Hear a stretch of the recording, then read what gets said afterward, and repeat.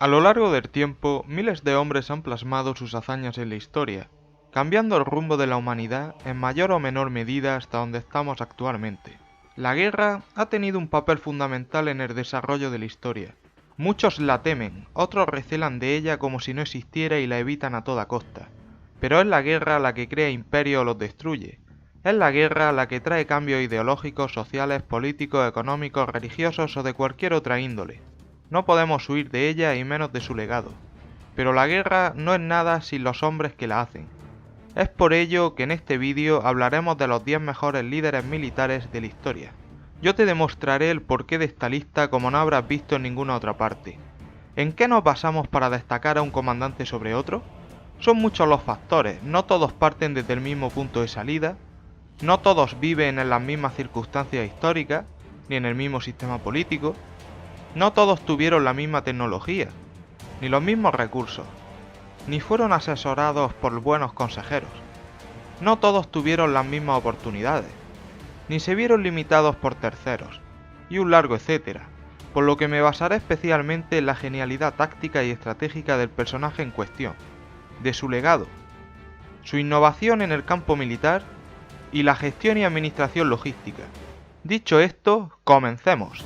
Quien ocupa el puesto 10º de esta lista no fue un aristócrata cercano al poder, ni un intelectual de ascenso meteórico. Se trata de un pastor miembro de uno de los pueblos ibéricos más pobres, los lusitanos, pero los más guerreros y letales. No podía ser otro que Viriato. Nuestro 10º estratega militar se ha ganado este puesto por poner en jaque a la mayor maquinaria bélica de la antigüedad, Roma. A través de la táctica de guerrillas, un uso táctico del terreno sin precedentes, ataques nocturnos y emboscadas sutilmente preparadas de toda índole, el claro ejemplo de lo que puede llegar a hacer un hombre por venganza y odio ante el invasor. Según las fuentes romanas, fue un gran orador, un líder con grandes dotes de mando y carisma, un hombre justo y el más resuelto a la hora del peligro. Esta historia comienza tras la derrota de Cartago en la Primera Guerra Púnica. Estos llegaron a la península ibérica para explotar las minas del sudeste y poder pagar las indemnizaciones de guerra a los romanos. Esto se debía a que la costa mediterránea ibérica estaba colonizada por cientos de colonias fenicias con lazos con Cartago, y estos sabían con lo que se encontrarían a su llegada. En cambio, los romanos no eran conscientes de la riqueza de esta zona geográfica, y temiendo un gran enriquecimiento de su enemigo ante una futura guerra, decidieron que ésta diese comienzo cuanto antes, produciéndose el incidente de Sagunto. Cuando Cartago fue perdiendo la Segunda Guerra Púnica, los romanos trasladaron la lucha a las posesiones cartaginesas en la península ibérica, pero cuando los derrotaron, se quedaron, comenzando la conquista romana. 30 años después, los romanos iniciaron la conquista de la Lusitania, y después de otros 30 años, uno de los pretores encargados de tal tarea tuvo una idea. Los lusitanos eran una sociedad fragmentada económicamente, y había mucha pobreza, así que con la promesa de darles tierras convocaron a decenas de miles. Era una trampa, los romanos comenzaron a asesinarlos a sangre fría. Solo lograron escapar unos 1000, entre ellos un joven pastor que dejaría su huella en los anales de la historia y el arte de la guerra. Durante 4 años, Viriato preparó su venganza, creó y organizó un ejército bajo su mando, y atacó la Turdetania, aliados de Roma. Llegó un ejército romano al mando de Cayo Betilio para hacerle frente, siendo los lusitanos cercados. Pero el genio táctico de Viriato consiguió invertir la situación, emboscando a los romanos y derrotándolos con la mitad de efectivos. Con esta victoria, Viriato se consagró como líder lusitano. Al año siguiente, Viriato derrotó al gobernador de la Citerior y al pretor de la Carpetania. Pero en el 145 a.C., después de arrasar Cartago, Roma centraría todos sus recursos en parar a Viriato. Pero Viriato no solo consiguió parar su avance, sino que les infligió duras derrotas y consiguió que más pueblos celtíberos se uniesen a su causa. Roma envió al cónsul Serviliano con un poderoso ejército para derrotar a Viriato de una vez por todas, pero fue inútil. El líder lusitano consiguió una victoria decisiva a través de una incursión nocturna con un éxito sin precedentes. Serviliano, para salvar su vida, firmó uno de los tratados de paz más humillantes de la historia de Roma, reconociendo a Viriato como rey de un reino independiente reconocido por Roma. Pero el Senado no aceptó este acuerdo y envió a 2 cónsules más a la península. Viriato nunca sería derrotado en batalla, sino que fue asesinado por dinero romano de por medio, por dos de sus mejores amigos. Fue la única vez en toda la historia de Roma que mandaron asesinar a un líder militar enemigo por la incapacidad de derrotarlo militarmente. Viriato demostró al mundo que con un escaso y mal equipado ejército se podía derrotar una vez tras otra a las poderosas legiones romanas, siendo considerado por los historiadores militares como el padre de la guerra de guerrillas. En noveno lugar tenemos a Oda Nobunaga, el mayor genio militar de la historia de Japón. Nos situamos en el siglo XVI, en la época más oscura de Japón, el Sengoku Jidai, la época del país en guerra. A la edad de 19 años, tras la muerte de su padre, daimyo del clan Oda y señor de la provincia de Owari, tuvo que hacer frente a una guerra civil por el poder con sus familiares. Sería en el año 1560 cuando la figura de Nobunaga sería conocida en todo Japón. Imagawa Yoshimoto creó un sistema de alianza y un poderoso ejército para hacerse dueño de Japón. Su primer objetivo sería la fragmentada provincia de Owari, a la que atacó con 40.000 hombres. Nobunaga, que apenas contaba con 3.000 hombres, hizo lo que nadie podía esperar. Atacó por la noche aprovechando una fuerte tormenta, cayendo sobre un enemigo 13 veces mayor, superior en número, y haciéndolo huir y matando a su general, Yoshimoto. Sería a partir de entonces cuando este joven daimyo de 26 años comenzaría su meteórico ascenso hasta la cima del poder. Quitó al shogun y puso a uno de su elección. Manejó los hilos de la corte imperial en Kioto, pero su ambición no se paró al manejar el país en la sombra. Oda Nobunaga comenzó la conquista de Japón una década después de la batalla de Okehazama. Fue el primer líder militar en Asia que decantó una batalla a su favor gracias a las armas de fuego, venciendo la decisiva batalla de Nagashino. Derrotó a los temibles monjes guerreros del clan Ikoiki y coleccionó decenas de batallas hasta conseguir unificar el centro de Japón. Pero moriría a los 48 años, sin llegar a conseguir su objetivo de unificar todo Japón, y quién sabe, tal vez cambiar el sistema político o emprender conquistas en el exterior, traicionado por uno de sus más cercanos generales, Mitsuhide. Los motivos que llevan a incluir a Nobunaga en esta lista están más allá de sus logros terrenales. Supo adaptarse a la tecnología militar occidental y combinarla con la férrea doctrina militar samurái. Demostró una genialidad táctica abrumadora a través de duras batallas en el ambientado teatro bélico japonés, en asedios y batallas campales contra diversos rivales. Sus sucesores, Hideyoshi I y después Tokugawa, conseguirían terminar su proyecto de unificación, un proyecto que llevó a Japón a una época de paz y aislamiento de 250 años.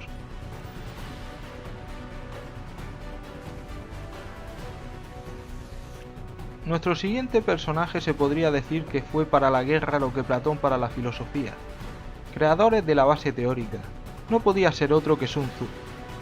Normalmente, a lo largo de la historia tenemos la biografía de grandes personajes, pero sus obras, diarios o autobiografías desaparecen o son destruidas, y nos queda la biografía de otros. Pero con Sun Tzu pasa todo lo contrario. Tenemos su obra, el mejor tratado militar de la historia hasta la contemporaneidad. Puntuar aquí que Sun Bin, su descendiente, también añadió parte al famoso arte de la guerra, dado que se mezclaron los tratados de ambos en las reediciones de siglos posteriores. De la vida de Sun Tzu tenemos muy pocos datos, solo hay una fuente fiable, y es una biografía escrita 300 años después de su muerte. Sun Tzu pertenecía a una familia aristócrata que perdió sus tierras en la guerra de las primaveras y los otoños, por lo que se convirtió en general de una hueste mercenaria que combatió por y contra las 7 facciones que formarían la era de los reinos combatientes. Sun Tzu escribió el arte de la guerra en el siglo V a.C., cuando aún no se incorporó la caballería a los ejércitos chinos, pero la aplicación de las teorías de Sun Tzu demostraron estar más allá de los avances tecnológicos, siendo aplicables hasta día de hoy. Tras demostrar su capacidad militar, Sun Tzu trabajaría para el reino de Yu, donde escribiría su obra tras años de experiencia en la guerra y su exitosa carrera militar. Por desgracia y por la escasez de fuentes históricas y metodología historiográfica, somos incapaces a día de hoy de conocer las hazañas en campos de batalla de este genio militar, hasta tal punto que algunos historiadores se han atrevido a especular sobre la existencia real o legendaria de este personaje.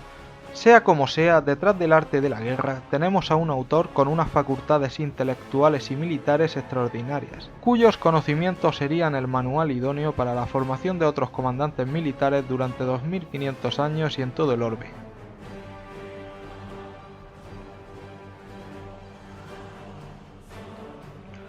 Más de uno se indignará ante esta elección por considerar que este personaje debe estar en lo más alto de la lista. Alejandro Magno, el mayor conquistador de la historia antigua. El rey guerrero que comandaba su letal caballería de compañeros él mismo en primera línea de batalla. Pero el auténtico artífice de una de las mayores máquinas de guerra de la historia no fue el joven e intrépido Alejandro, sino su padre Filipo y sus generales. Pero, ¿dónde nació la famosa formación de la falange oblicua macedonia que llevó a los griegos al río Indo? Las polis griegas lucharon una cruenta guerra de más de 100 años para ver quién se hacía con la supremacía. La penúltima polis en adquirir ese puesto antes de que Atenas liderase una coalición contra Filipo fue Tebas.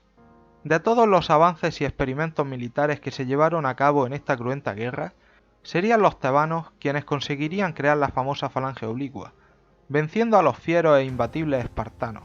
El reino de Macedonia copió la exitosa formación y, aprovechando la debilidad griega tras décadas de guerra, consiguió unificar un amplio territorio que se correspondería con las actuales Grecia, Macedonia, Albania y parte de Turquía y Bulgaria. Se habían dado los acontecimientos necesarios para el próximo objetivo, Persia. Pero los macedonios no solo copiaron la flor y nata de las formaciones griegas, también la clave del imperio persa, la caballería. También contaron con los mejores ingenieros y sabios del momento. Llegó al poder con 20 años a la muerte de su padre y 2 años después inició la ansiada campaña por los griegos, la conquista del imperio persa. Cruzó a Asia con 40.000 hombres. Venció en la batalla de Gránico al general griego Memnon, posiblemente el hombre más capacitado para hacer frente a la invasión. Alejandro conquistó el oeste de la península de Anatolia y esperó allí un año a nuevos refuerzos. Con 50.000 hombres marchó hacia el sur, donde le esperaba un ejército persa de 500.000 de efectivos dirigido por Darío III.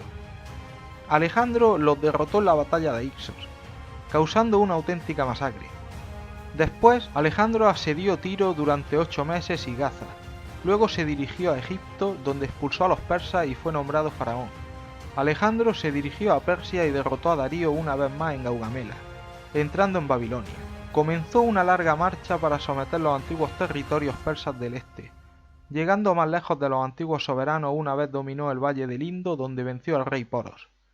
A la vuelta a Babilonia caería debido a una enfermedad, fiebre o malaria.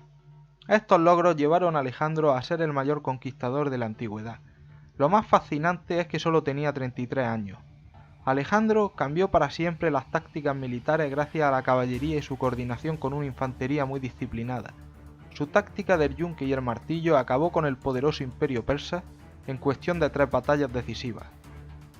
Sus veteranas tropas se enfrentaron a una gran diversidad de pueblos y tácticas de guerra enemigas, permaneciendo invictas ante su joven rey.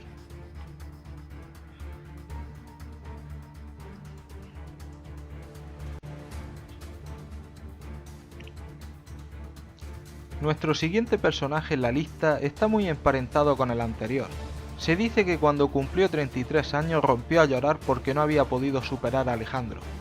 Julio César no venció todas las batallas, fue derrotado en algunas ocasiones, pero ganó 5 guerras y estuvo a punto de superar las hazañas de su referente, pero fue asesinado por el Senado, cuando se iba a decidir enviarlo a combatir a los partos, la oportunidad que César había esperado durante toda su vida, la conquista de Oriente.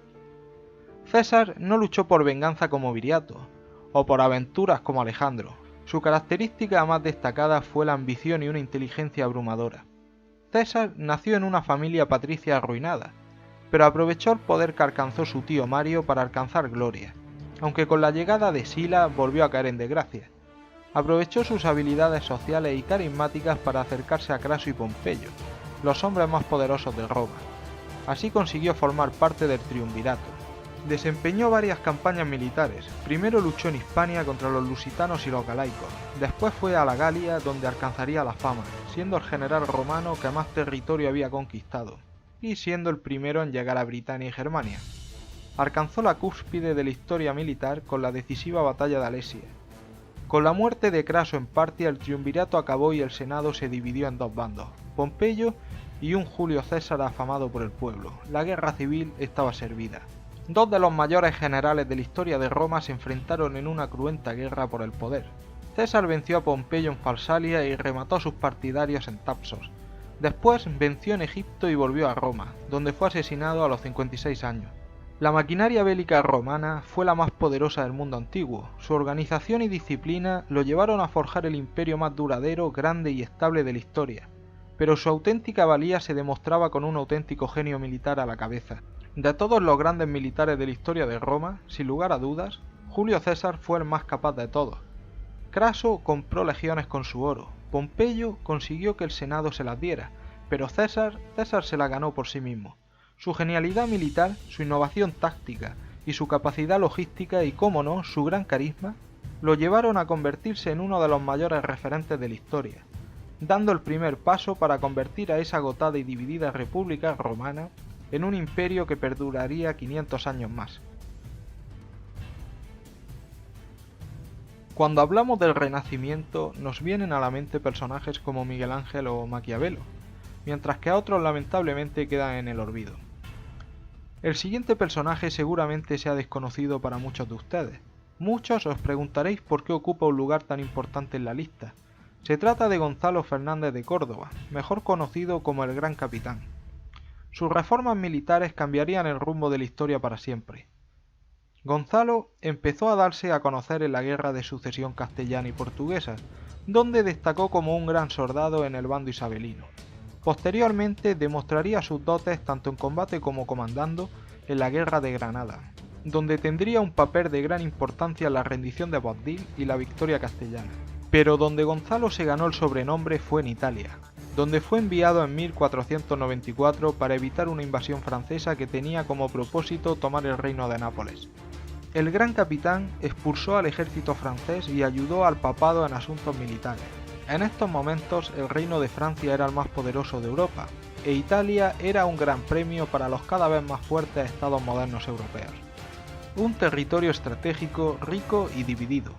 Por ello, Fernando el Católico intentó solucionar el problema de Nápoles por medios diplomáticos, con una división del reino, pero la paz duraría poco.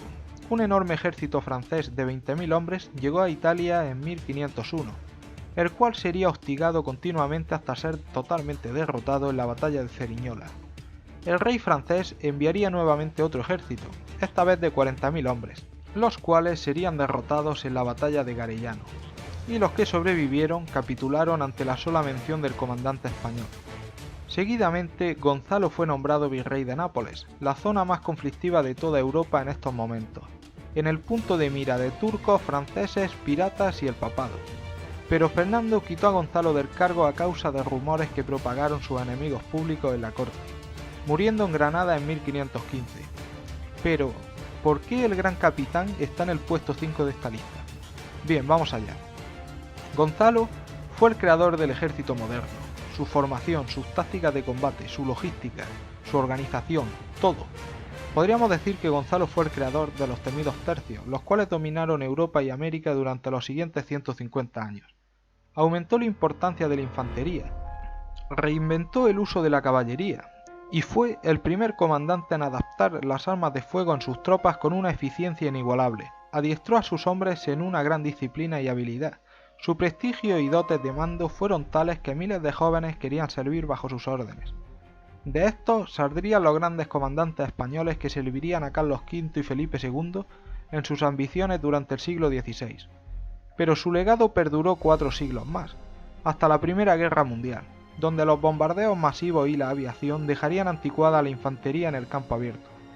El Gran Capitán puso la primera piedra que llevaría a la civilización europea a adueñarse del planeta, empresa que se llevaría a cabo gracias a una constante evolución militar tanto táctica como tecnológica que comenzaría a principios del siglo XVI.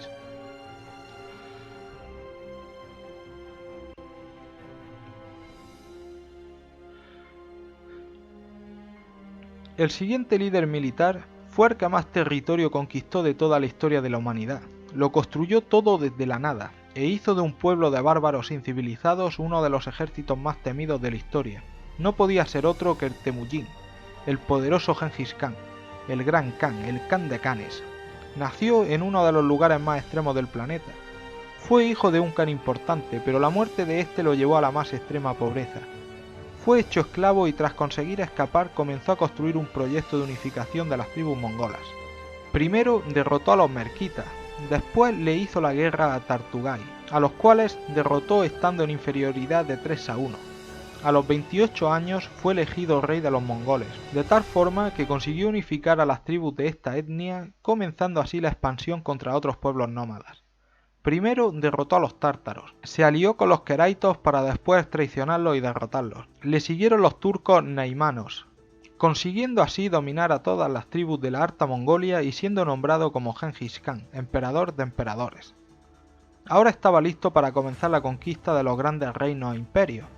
Conquistó el norte de China, el imperio de Khalgen, y sus ejércitos se adentraron en otros muchos territorios, en Rusia, Corea y Afganistán, construyendo la conquista más extensa de la historia en apenas 20 años, entre el 1204 y el 1227, donde el Gran Khan se la vería con la muerte.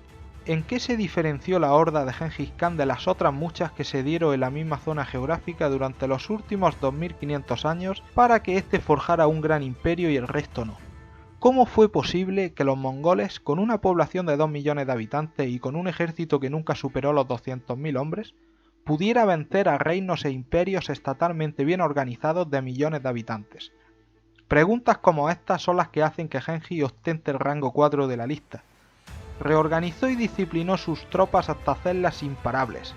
Hizo uso del espionaje como nadie, gestionando sus campañas con una precisión abrumadora. Consiguió hacer frente a los mayores problemas de los ejércitos nómadas, entre ellos la guerra de asedio. Se supo rodear de gente de confianza y usó la guerra psicológica y la guerra biológica. El Gran Khan luchó y venció en cuantiosas ocasiones, sin conocer la derrota. Sus hazañas serían plasmadas en la historia. Su imperio perduraría 150 años tras su muerte, ampliándose con sus sucesores.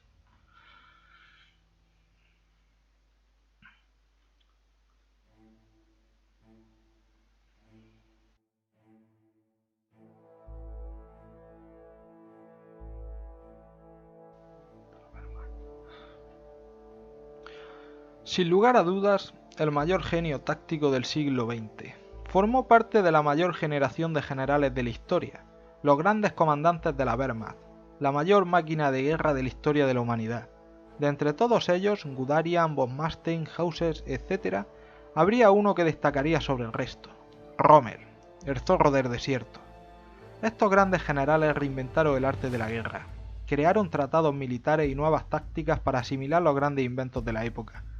Rommel fue un niño prodigio, hijo de una prestigiosa familia de matemáticos. Ante la negativa de su padre en estudiar ingeniería, Rommel entraría en el ejército, decisión que le llevaría a entrar en los anales de la historia.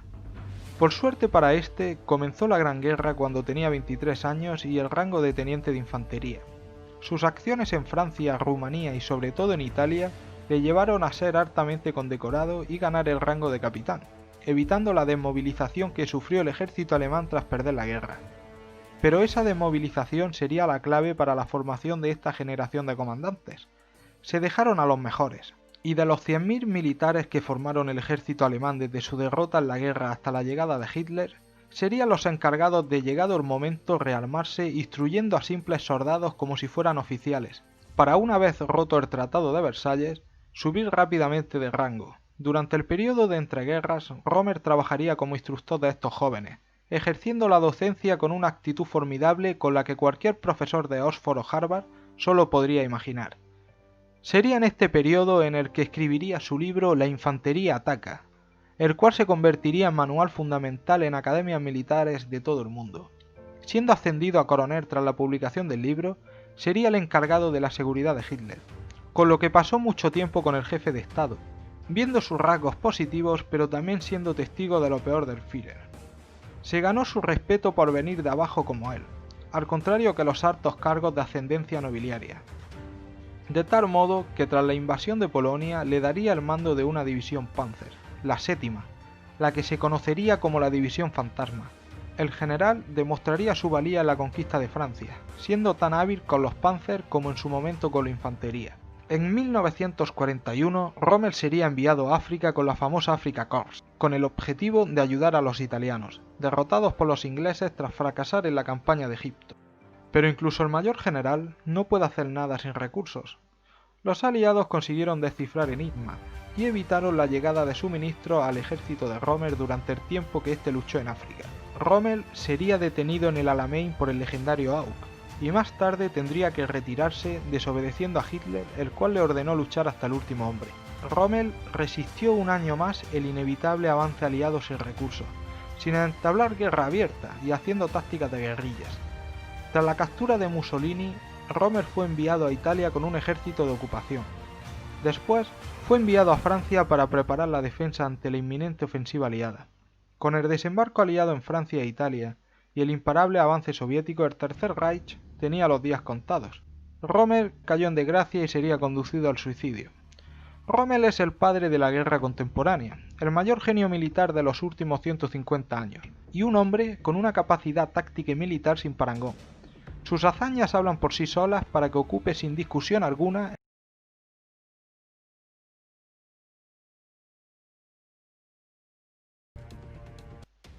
el hecho de haber acotado tanto la lista hará que más de uno tenga ya claros indicios de quién ocupa el segundo puesto. El terror de Roma, el mayor estratega y comandante militar de la antigüedad, el hombre que cruzó los Alpes y derrotó al mayor ejército jamás formado por Roma, el cartaginés Aníbal. Hijo de una familia dominante, los Bárcidas, nació en Cartago en el 247 a.C. y pasó la juventud acompañando a su padre en la conquista del sur de la península ibérica. Fue educado según la costumbre helenística. Los soldados cartagineses veían en él el claro reflejo de su padre, aquel victorioso y carismático general, por lo que lo eligieron como comandante a la edad de 25 años tras la muerte de su tío. Obtuvo sus primeras victorias como general contra diferentes pueblos celtíberos, con el fin de afianzar el territorio. Los romanos no podían permitir el creciente poder cartaginés en la península, por lo que se vieron forzados a provocar la guerra. Para ello se aliaron con la ciudad de Sagunto al sur del Ebro y luego financiaron a esta para que atacase a los aliados de Cartago, no dando otra alternativa a Aníbal que atacar y destruir la ciudad para cumplir el tratado confederativo con sus aliados íberos. Este sería el inicio de la Segunda Guerra Púnica, en el año 1218, la guerra que convirtió a Aníbal en leyenda.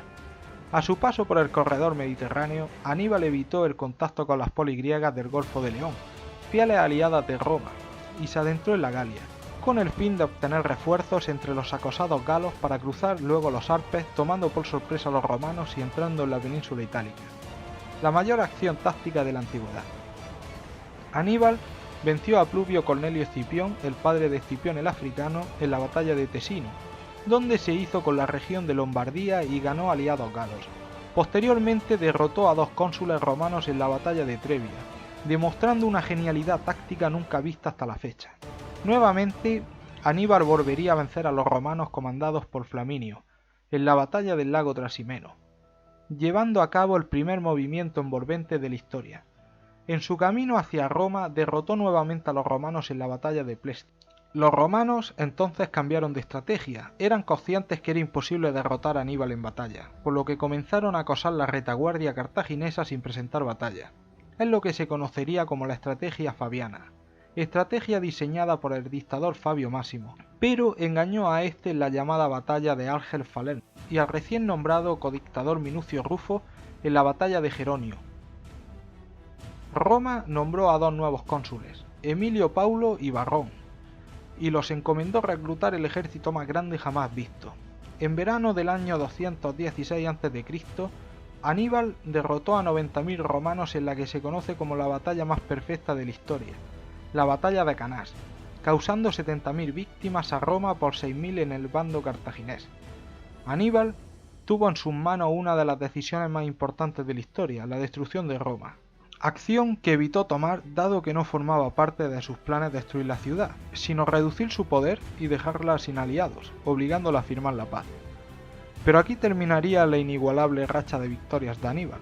Los romanos evitaron presentar batalla y hostigaron a los cartagineses, mientras que al mismo tiempo combatían a los hermanos de Aníbal en la península ibérica. La diplomacia falló en todos los sentidos, no se consiguió que Roma firmase la paz, no se pudieron conseguir aliados ni reducir los del enemigo, y los rivales políticos en el Senado cartaginés limitaron las acciones de Aníbal, que no podía hacer nada en una guerra sin enemigos ni medios. por lo que volvería a Cartago en el 202, donde lucharía su última batalla contra Escipión, el cual le derrotaría empleando sus mismas tácticas, y ganaría el título del africano.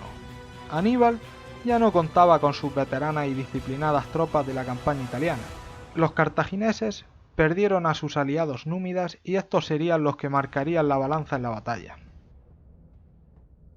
Aníbal sobresalió como táctico militar, un uso extraordinario de la logística y como el mayor estratega de la historia. Derrotó a ejércitos mucho más numerosos y mejor equipados, haciendo uso de maniobras nunca vistas, que llevan a cualquier historiador a la conclusión de que nos encontramos sin lugar a dudas ante el mayor líder militar de la antigüedad.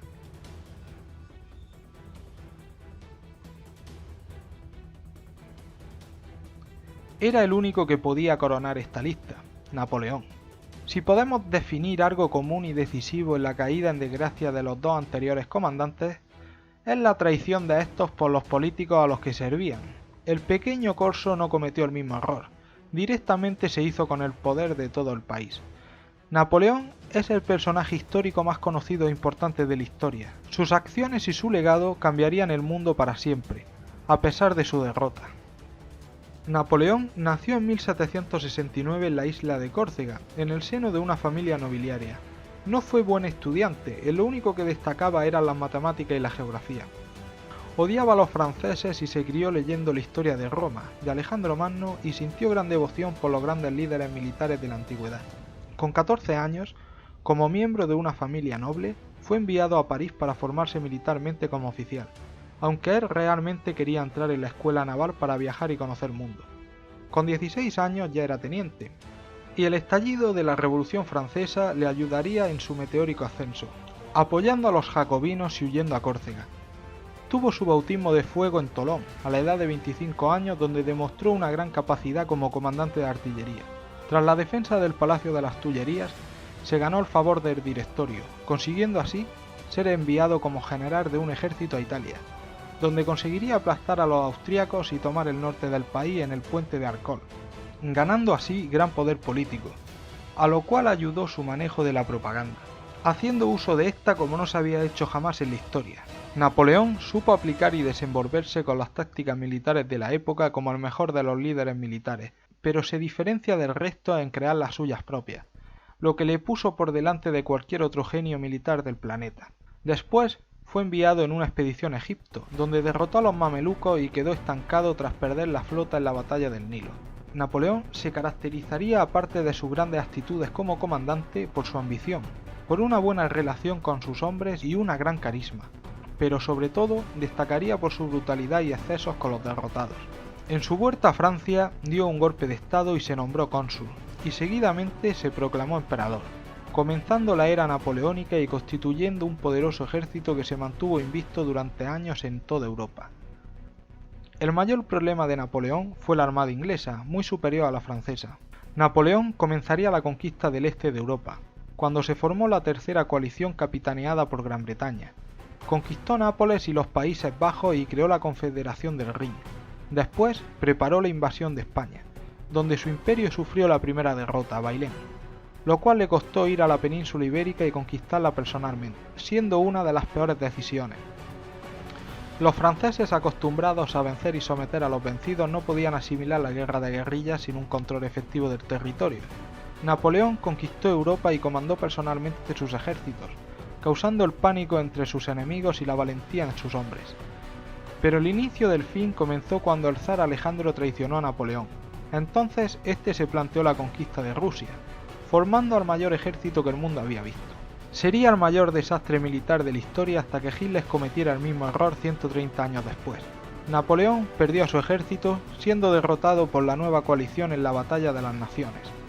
Un Napoleón más viejo y enfermo volvería a ser derrotado en Waterloo en 1815.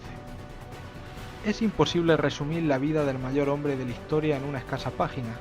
Los motivos que llevan a Napoleón a coronar la lista son más que conocidos. Comandó sus ejércitos personalmente en decenas y decenas de batallas, donde demostró ser un estratega formidable, un grandísimo comandante y un carismático líder. Creó un ejército a su medida, rápidos, disciplinados, valientes, letales. Napoleón cambió para siempre la historia, acabó con sistemas políticos de más de 1000 años como Venecia y creó otros nuevos. reestructuró Europa y con ella el mundo, y llevó el ideal revolucionario francés al resto del mundo, acabando con el antiguo régimen y conduciendo a la humanidad al sistema democrático, aunque, contradictoriamente, él fuese un dictador. El romanticismo y todo su legado filosófico y político del siglo XIX sería una de las consecuencias del imperio napoleónico, al igual que la unificación de Alemania e Italia. Napoleón ha sido la persona que más ha cambiado el mundo, y eso no lo podría haber conseguido sin ser el mayor líder militar de la historia. A su muerte, en el Parlamento británico, su mayor enemigo pediría un minuto de silencio por el hombre más grande que habían conocido a los tiempos. En la breve introducción que hago de cada personaje he intentado aportar algunos datos importantes poco conocidos. Creo que la gran mayoría conoce las batallas de Alesia, Gaugamela, Canás, etc. Pero muy poca gente sabe de dónde vienen las famosas falanges macedónicas, o qué proyecto tenía en mente César antes de que lo asesinasen. Seguramente si pusiésemos a todos los grandes genios militares de la historia en una especie de escenario en un videojuego de realidad virtual extremadamente realista, y les diéramos a cada uno los mismos recursos con toda seguridad, entre los ganadores tendríamos a los grandes generales de la Segunda Guerra Mundial, ya que el ser humano aprende del pasado y conoce a sus referentes. Hay que juzgar a cada personaje por su tiempo, no podemos pretender juzgar con los mismos parámetros y metiéndolos a todos en el mismo saco. Como dijo un genio hace ya tiempo, no se puede juzgar a un pez por su habilidad de escalar un árbol. Podríamos denominar a la Segunda Guerra Mundial como la última guerra, ya que con la invención de la bomba atómica y la destrucción mutua asegurada en la Guerra Fría, se acaba la guerra y la figura del líder militar tal y como lo conocemos. Entre esta lista de una decena de nombres hemos tenido personajes que crearon imperios, personajes que cambiaron el curso de la historia, personajes que cambiaron el arte de la guerra, personajes que a pesar de conseguir grandes logros quedaron fuera de juego. Lo que define a un auténtico genio militar no es su legado material, no lo son las estatuas con su cara, las ciudades con su nombre o una amplia dinastía. Su legado es el que se escribe en el campo de batalla, aquel que lleva a un simple pastor a convertirse en el enemigo invicto de Roma, aquel que lleva a un joven muchacho con un pequeño contingente a colocarse en la cúspide del poder nipón, aquel que queda plasmado en la literatura universal, aquel que convierte a un joven rey en el mayor conquistador del mundo antiguo, aquel que lleva a un joven ambicioso caído en desgracia a cambiar la historia de la civilización, aquel que hace que un comandante sin recursos en el lugar más peligroso del planeta se convierta en el mayor referente militar de la edad moderna, aquel que hace que un hombre sometido a la esclavitud y al mando de hordas indisciplinadas y desorganizadas realice la mayor conquista de la historia, aquel que supo sobresalir entre la mayor generación de militares de la historia en la época más convulsa de la humanidad, aquel que lleva a un hombre a hacer lo imposible para tener en su mano el destino del mundo. Y cómo no, aquel que llegó más lejos de donde ha llegado cualquier otro ser humano en la historia.